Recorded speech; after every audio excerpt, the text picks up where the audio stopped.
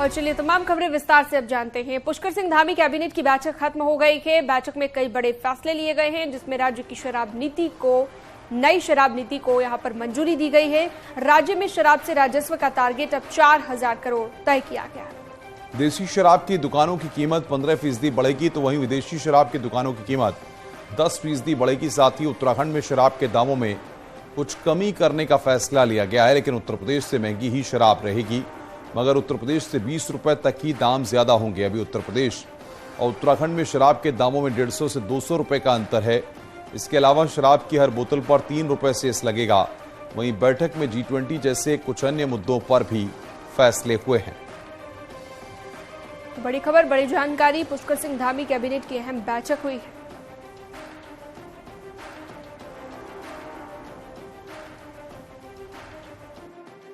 UP से जो आरोप करते थे बार बार उनके की तस्करी हो रही है हमारे यहाँ रेट ज्यादा होने से, तो उस सबको देखते हुए रेगुलर जो ब्रांड है हमारे उसमें लगभग 20 रुपए के आसपास से ज्यादा फर्क न है, इसके लिए पॉलिसी में प्रावधान किया गया है। गोवंश संरक्षण के लिए और महिला कल्याण के लिए 28 तारीख से पहले ही सारे काम पूर्ण हो जाएंगे। आज हमारी मीटिंग थी जिसमें जो बजट के प्रस्ताव आए थे, हाई पावर्ड कमेटी जो मुख्य सचिव जिसको चेयर करते हैं, उसमें सभी प्रस्ताव भी सैंक्शन हो गए हैं ताकि किसी तरह की कोई कमी न रहे। और क्योंकि ये प्रदेश की प्रतिष्ठा का सवाल है, तो इसलिए सभी लोग लगे हुए हैं, सारी टीम लगी हुई है।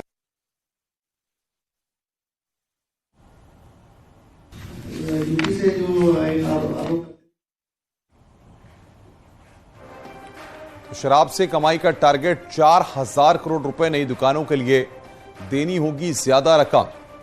उत्तराखंड में शराब सस्ती करने का फैसला यहां पर लिया गया है। शराब के दामों में कटौती होगी। उत्तर प्रदेश से 20 रुपए तक ही महंगी होगी शराब, यूपी से 20 रुपए से ज्यादा महंगी नहीं। अभी 150 से 200 रुपए तक है रेट का अंतर।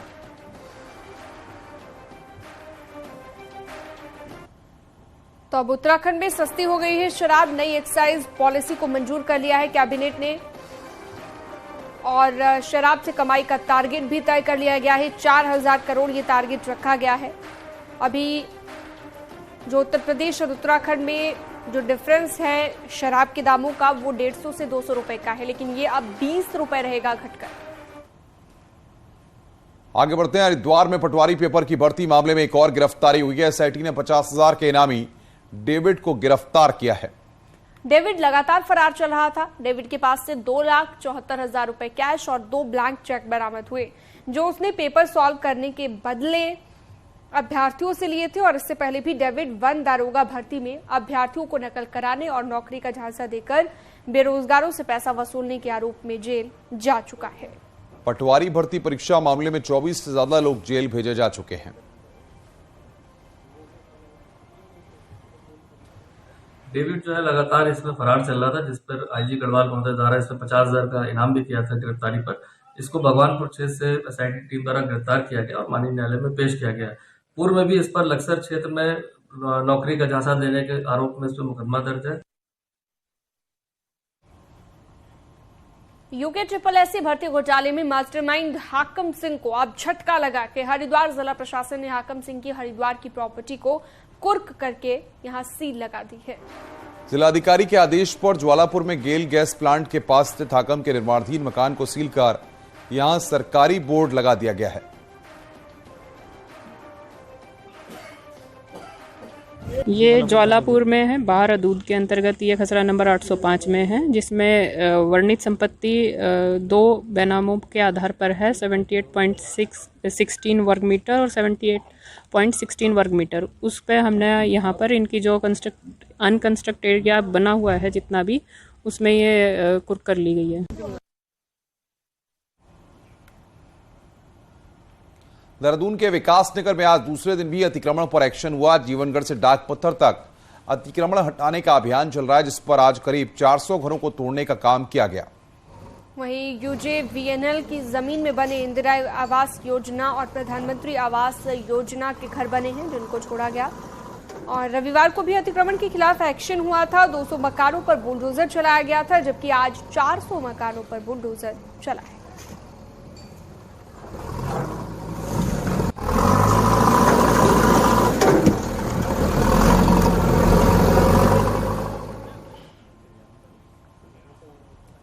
नैनीताल के राजमहल में 5 मंजिला अवैध भवन पर कार्रवाई के बाद जल्द सूखाताल से भी अतिक्रमण हटाया जाएगा। हाईकोर्ट के आदेश की कॉपी मिलने के बाद अब यहां पर जिला विकास प्राधिकरण सूखाताल में अवैध भवनों पर बुलडोजर चलेगा।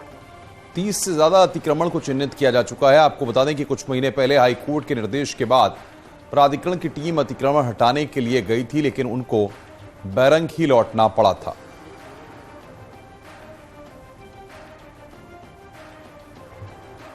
ये भाई बात सही है। जो लोग माननीय न्यायालय में जाते हैं उनको वहाँ हम भी आदेश क्या हो रहा है हमें भी काउंटर देना पड़ता है। तो सारी प्रक्रियाएं पूरी की जा रही हैं और उसकी भी दोषीकरण की रणनीति बनाई जाएगी। देहरादून में नशा मुक्ति केंद्र नई जिंदगी में एक युवक की संदिग्ध परिस्थितियों में मौत हो गई। सहारनपुर के रहने वाले मुवाद अली के परिजनों ने उसे कुछ दिन पहले ही नशा मुक्ति केंद्र में भर्ती कराया था। रविवार देर रात युवक की अचानक से तबीयत खराब हो गई, जिसे अस्पताल में ले जाया गया तो डॉक्टर ने उसे मृत घोषित कर दिया। वहीं मृतक के भाई ने हत्या का आरोप लगाया है। पुलिस मामले की तफ्तीश में जुटी है।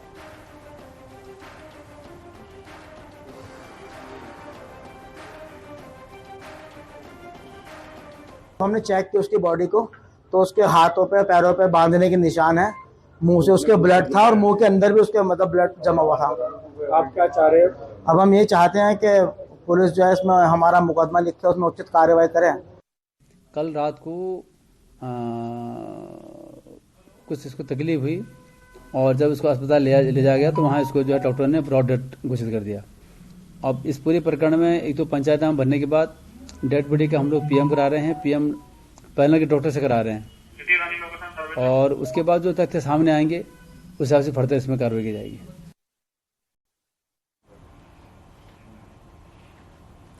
रुद्रप्रयाग के अगस्त्य मुनि बाजार में रविवार को एक 9 साल के बच्चे की सड़क हादसे में मौत हो गई। सड़क पार करने के दौरान बाइक से जोरदार टक्कर के चलते दर्दनाक मौत हो गई। वहीं पूरी घटना का सीसीटीवी वीडियो सामने आया है, जिसमें आप देख सकते हैं कि बच्चा अपने दादा दादी के साथ मार्केट में है और देखते ही देखते सड़क पार करने की कोशिश करता है। वैसे ही तेज रफ्तार मोटरसाइकिल की चपेट में आ जाता है। इस घटना में बच्चे की मौके पर ही मौत हो गई। पुलिस ने बाइक सवार पर मुकदमा दर्ज कर लिया है।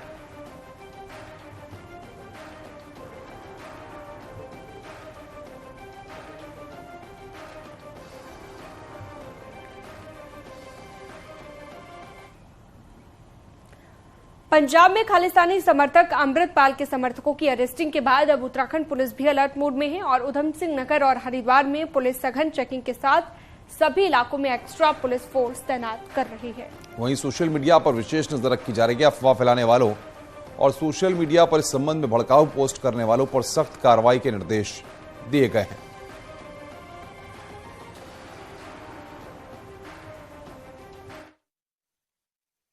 वैसे ऐसा है ना कि कोई किसी ने अनजाने में कुछ कमेंट कर रहा है उस पर, फिर उन लोगों को काउंसलिंग हो रही है, भाई ये आपने जो करे वो गलत है, काउंसलिंग हो रही है।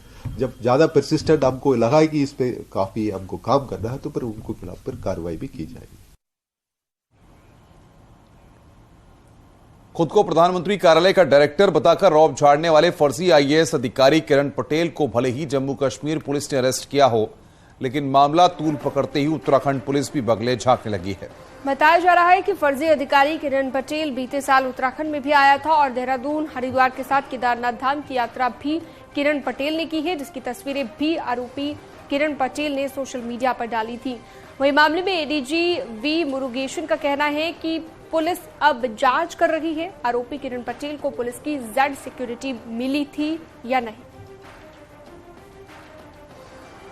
कराना पड़ेगा, अभी चेक करके बता पाऊंगा मैं।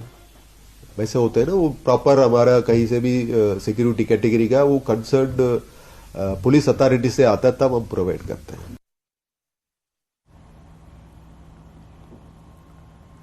केंद्रीय गृह मंत्री अमित शाह उत्तराखंड के दौरे पर आएंगे। अमित शाह उत्तरकाशी के हर्षिल पहुंचेंगे। अप्रैल के पहले हफ्ते में अमित शाह हर्षिल आ सकते हैं। हर्षिल से वाइब्रेंट विलेज योजना के अगले चरण की शुरुआत करेंगे। उत्तराखंड का ग्राम्य विकास विभाग इसकी तैयारियों में जुट गया है।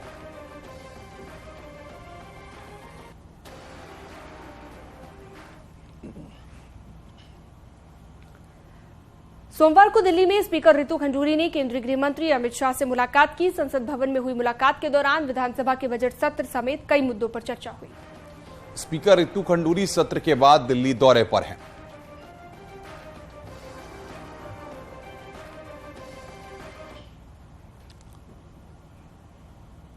आगे बढ़ते हैं। गैरसैंण को लेकर खबर है। गैरसैंण को बड़ी सौगात मिली है और अब कर्णप्रयाग से गैरसैंण सिंगल लेन सड़क को डबल लेन किया जाएगा। 48 किलोमीटर लंबी सड़क के प्रस्ताव को केंद्र ने मंजूरी दे दी है। करीब 900 करोड़ की लागत से सड़क बनेगी।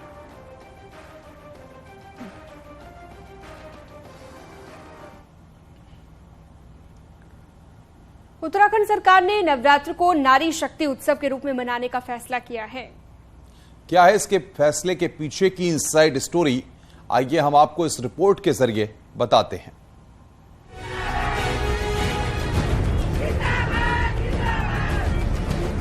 उत्तराखंड में आधी आबादी की न सिर्फ घर में बल्कि सियासत में भी धमक है। कुल वोटर्स का करीब 50% महिलाएं हैं। बीजेपी मानती रही है कि महिलाओं के दम पर ही वो दोबारा सत्ता में आने में कामयाब रही है। लिहाजा अब बीजेपी इस वोट बैंक को हाथ से नहीं जाने देना चाहती। महिलाओं को 30% आरक्षण हो या फिर नारी शक्ति उत्सव मनाने का फैसला, इसी सिलसिले में देखा जा सकता है। वैसे तो हमारा हर दिन महिलाओं को समर्पित हमारा दिन है, लेकिन नवरात्रि बहुत विशेष दिन है। मैं मानती हूं कि यह भी संदेश कहने में कोई गुरेज नहीं है कि हम आपका बहुत सम्मान करते हैं और आपके विचारों के साथ में हम सहमत हैं और आपके विचारों के साथ हम आगे बढ़ने के लिए तत्पर हैं। नारी शक्ति उत्सव के तहत पूरे नवरात्र में 22 से 30 मार्च तक सभी जिलों में महिलाओं बालिकाओं की सहभागिता वाले कार्यक्रम आयोजित किए जाएंगे। इसके लिए संस्कृति विभाग की तरफ से सभी जिलों के लिए 1-1 लाख का बजट भी जारी कर दिया गया है।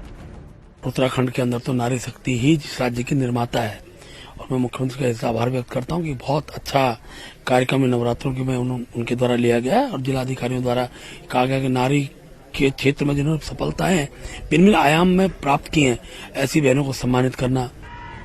2022 विधानसभा चुनाव में चमोली जैसे जिलों में पुरुषों की अपेक्षा 10% महिलाओं ने ज्यादा वोट दिया था, तो उत्तरकाशी जिले में पुरुष वोटर्स से भी कहीं ज्यादा 71% महिलाओं ने वोट डाले थे। मात्र शक्ति की इसी धमक का नतीजा है कि वो आज सियासत के केंद्र में आ खड़ी हो गई है। देहरादून से न्यूज 18 के लिए सुनील नवप्रभात की रिपोर्ट। बागेश्वर में गुलदार का आतंक बढ़ता जा रहा है। 2 गुलदारों का एक सीसीटीवी सामने आया जिसमें एक शख्स सुबह की सैर में निकला था, तभी उसका सामना 2 गुलदारों के साथ हो गया। शख्स ने भागकर अपनी जान बचाई है। भागीरथी क्षेत्र में लगातार गुलदार को अलग अलग जगहों पर देखा जा रहा है। वहीं गुलदारों का वीडियो अब वायरल हो रहा है।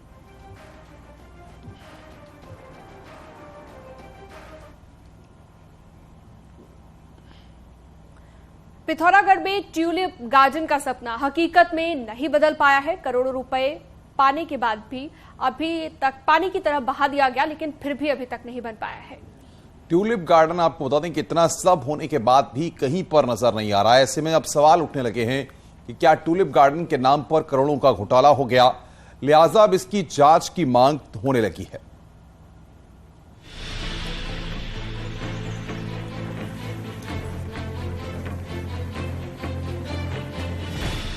दो 2018 में पिथौरागढ़ के लोगों को एशिया का सबसे बड़ा ट्यूलिप गार्डन का सपना दिखाया गया था। इस सपने को धरातल पर लाने के लिए कुछ कवायद भी शुरू हुई। वन और उद्यान विभाग ने चंडाक के एक छोटे से हिस्से में कुछ ट्यूलिप भी लगाए। यही नहीं, मुनस्यारी में भी वन विभाग ने कुछ ट्यूलिप लगाकर जमकर वाहवाही लूटी थी।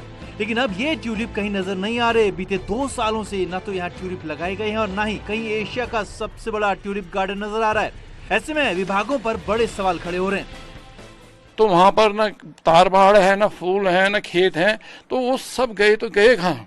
अगर ट्यूलिप गार्डन बना था तो उसके घेराबंदी होनी चाहिए थी, वहाँ पर उसके गेट वेट बने होने चाहिए थे और उसमें जो लागत आई थी उसके साइन बोर्ड लगे होने चाहिए थे, पर सब कुछ आज वहाँ पर हटा दिया गया है और एक बहुत बड़ा घोटाला जो पिथौरागढ़ की जनता के साथ किया गया है। ट्यूलिप गार्डन के नाम पर 25 लाख के बल्ब नीदरलैंड से खरीदे गए थे। यही नहीं, डीपीआर के नाम पर भी 86 लाख रुपए बर्बाद किए गए। पहले दावा किया गया कि 50 हेक्टेयर में ट्यूलिप गार्डन बनाया जाएगा और फिर कहा गया कि 1 हेक्टेयर से होते हुए 30 हेक्टेयर जमीन पर ट्यूलिप गार्डन बनेगा। लेकिन चंडाक और मुनस्यारी के जिस छोटे से हिस्से में 3 साल पहले ट्यूलिप लगाए गए थे, आज वो जमीन भी बंजर पड़ी है। अभी तो उसमें कोई कार्रवाई नहीं हो पा रही है और मैं इसमें डीएफओ साहब को और उद्यान विभाग से जानकारी करके और उनको अवगत कराएंगे कि जो भी इसमें प्रोजेक्ट है उसको आगे चालू करें और उसकी जानकारी जिला कार्यालय को भी उपलब्ध कराएं। अब अगर ट्यूलिप गार्डन बना ही नहीं तो करोड़ों रुपए क्यों और कहां खर्च किए गए? साथ ही ये भी सवाल लाजमी है कि आखिर करोड़ों की धनराशि लुटाकर किसको फायदा पहुंचाया गया। ऐसे में अगर ईमानदारी से ट्यूलिप गार्डन के नाम पर हुई खुली लूट की जांच हो तो कई सफेद पोश बेनकाब हो सकते हैं। न्यूज़ 18 के लिए पिथौरागढ़ से विजयवर्धन उप्रेती की रिपोर्ट।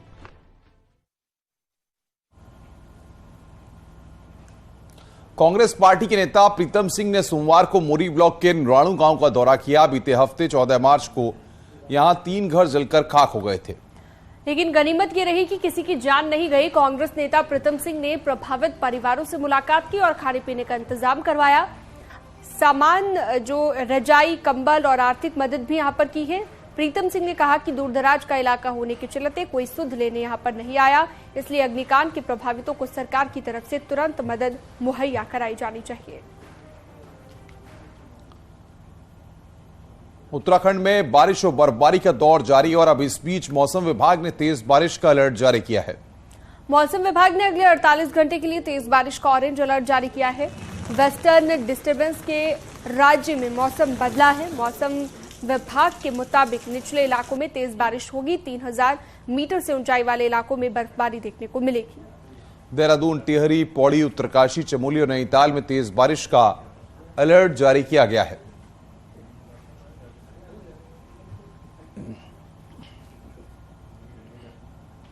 आगे बढ़ते हैं। खटीमा के नानकमत्ता क्षेत्र में हुई बेमौसम बारिश लोगों के लिए आफत बन गई है। हाईवे से पॉलिटेक्निक कॉलेज को जोड़ने वाली कच्ची सड़क के हालात दलदल जैसे हो गए हैं, जिसकी वजह से राहगीरों को भारी दिक्कत हो रही है। सबसे ज्यादा परेशानी बच्चों को स्कूल जाने में हुई, क्योंकि कीचड़ की वजह से फिसलन काफी बढ़ गई।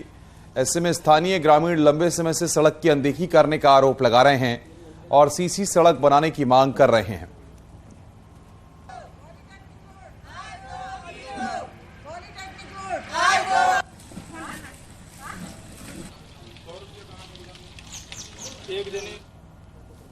हल्द्वानी से बड़ी खबर है। स्मैक पर अब तक की सबसे बड़ी कार्रवाई हुई है। पुलिस ने 50 लाख से ज्यादा की कीमत की स्मैक पकड़ी है।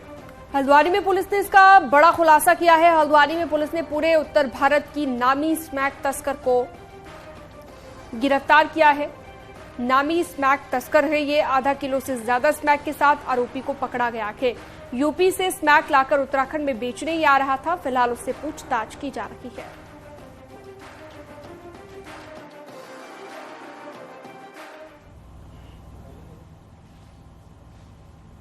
गंगोत्री और यमुनोत्री धाम के लिए रजिस्ट्रेशन आज से शुरू हो गया है। पहले दिन यमुनोत्री के लिए 63,000 लोगों ने रजिस्ट्रेशन कराया है, जबकि गंगोत्री के लिए 64,000 लोगों ने पहले दिन पंजीकरण किया है।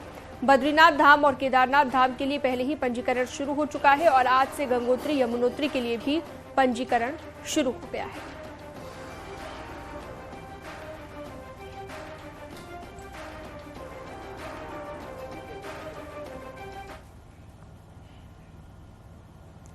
केदारनाथ के लिए हेली सर्विस की बुकिंग अप्रैल के पहले हफ्ते से शुरू हो जाएगी। सिविल एविएशन अथॉरिटी के सीईओ सी रविशंकर का कहना है कि जल्द ही गुप्तकाशी से हेली सर्विस के टेंडर शुरू हो जाएंगे और केदारनाथ में यात्रियों की सुरक्षा को देखते हुए इस बार हेली रूट पर कैमरे भी लगाए जा रहे हैं और हर वक्त कंट्रोल रूम में रूट और मौसम की लाइव मॉनिटरिंग होगी। वहीं पर हेलीकॉप्टर में पायलट और क्रू मेंबर्स को रेडियो सेट दिया जाएगा ताकि पल पल की इंफॉर्मेशन मिल सके।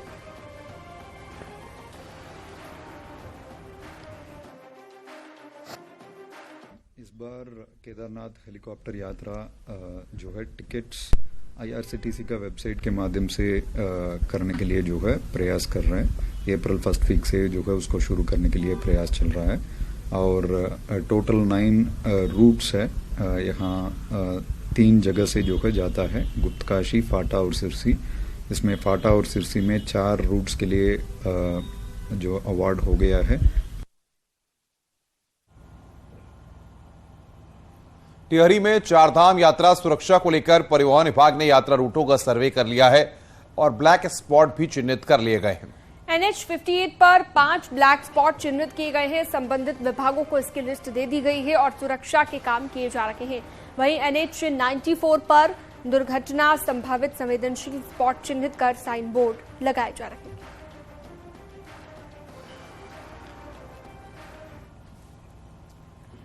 देहरादून में रोजाना हजारों लीटर दूध की खपत होती है और राजधानी में 500 से ज्यादा डेयरियां संचालित हो रही हैं, लेकिन इनमें से लाइसेंस केवल 93 डेयरियों के पास है। हालांकि 119 डेयरी संचालकों ने हाल ही में लाइसेंस के लिए आवेदन भी किया है, लेकिन कई डेयरी देहरादून में अवैध रूप से संचालित हो रही हैं, जिन पर कार्रवाई की बात अब जिला प्रशासन कर रहा है।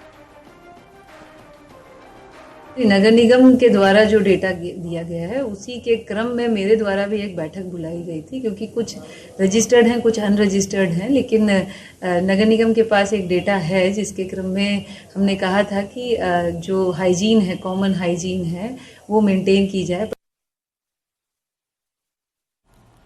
और अब एक नजर पहाड़ की 10 बड़ी खबरों पर। हरिद्वार में राज्यसभा सांसद नरेश बंसल ने केंद्र सरकार द्वारा पेश किए गए बजट की उपलब्धियों को गिनवाया, जिसमें गांव, गरीब, मजदूर, किसान और पिछड़े सभी वर्गों का ध्यान रखा गया। अल्मोड़ा में कांग्रेस ने केंद्र सरकार का पुतला फूंका और जमकर नारेबाजी की। कांग्रेस ने कहा कि सरकार राहुल गांधी को संसद में नहीं बोलने दे रही है। अल्मोड़ा में स्वास्थ्य विभाग ने कोरोना काल से काम कर रहे कर्मचारियों को विभाग ने बाहर का रास्ता दिखा दिया है।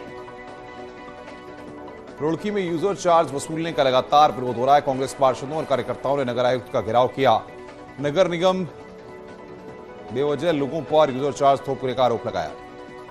बागेश्वर में कांग्रेस ने केंद्र सरकार के खिलाफ प्रदर्शन किया। राहुल गांधी के आवास पर दिल्ली पुलिस भेजने पर नाराजगी जताई। चंपावत जिले के पहाड़ी और मैदानी इलाकों में बारिश से मौसम में ठंडक, लोग ठंड से बचने के लिए अलाव का सहारा ले रहे हैं। नैनीताल फ्लैट्स मैदान में खेली गई मेमोरियल क्रिकेट प्रतियोगिता का पुरस्कार वितरण समारोह हुआ। विधायक ने सभी खिलाड़ियों को पुरस्कृत किया। अल्मोड़ा विकास भवन में महिला दुग्ध उत्पादकों की एक सेमिनार का आयोजन किया गया। बेहतर काम करने वाले उत्पादकों को समिति ने सम्मानित भी किया। टिहरी के श्रीदेव सुमन विश्वविद्यालय में वीसी, रजिस्ट्रार और एग्जाम कंट्रोलर जैसे सक्षम अधिकारियों के नहीं बैठने से छात्र परेशान।